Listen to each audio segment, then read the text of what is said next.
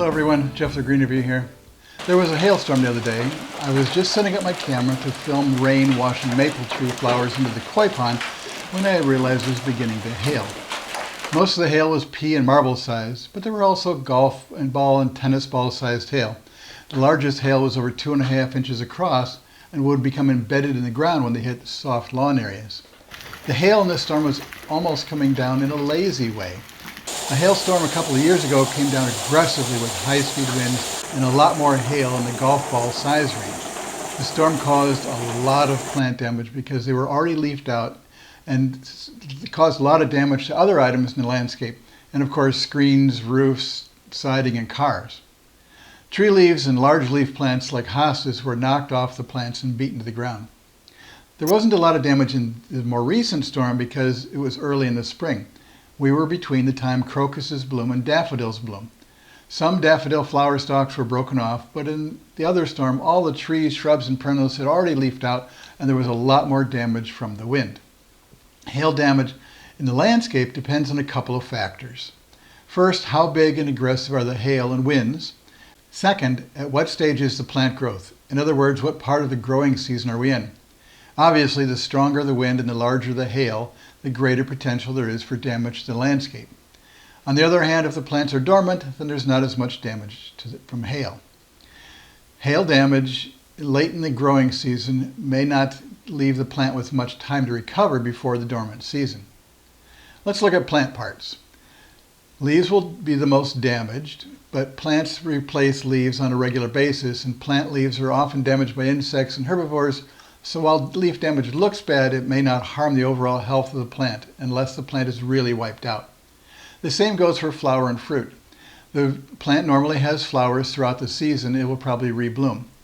Plants that only bloom once during the season will rebloom again the next year. Trees with large fruit such as apples, peaches, and pears, or garden vegetables such as tomatoes, watermelon, or squash can have damage that will last and may be enough that you need to prune off the damaged fruit to get the plant to grow more. The stems and trunks of trees, shrubs, and perennials may be broken and need remedial pruning to keep the plant healthy. The unseen damage from the hail on tree and shrub branches is possibly the location of the biggest potential problem for plants. Tree trunks with thick bark are protected, but thin bark trees or branches will receive what we would call a bruise or scrape on a person.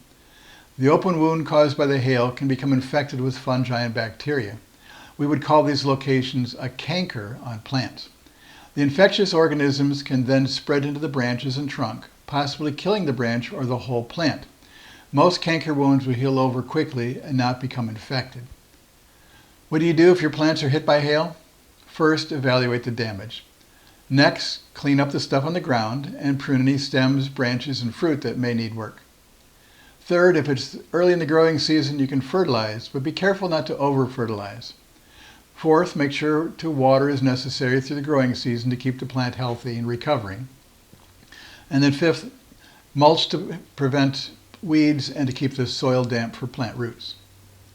If you're interested in reporting hail damage, you should join the COCORAS network. That stands for Community Collaboration Rain, Hail, and Snow Network. It's a grassroots volunteer network of backyard weather observers of all ages and backgrounds working together to map and measure precipitation, such as rain, hail, and snow, in their local communities. By using low-cost measurement tools, stressing training and education, and utilizing an interactive website, the aim is to provide the highest quality data for natural resource, education, and research applications. The only requirements are to join with an enthusiasm for watching and reporting weather conditions and a desire to learn more about how weather can affect and impact our lives. And this is Jeff with a Green Review. Thanks for watching.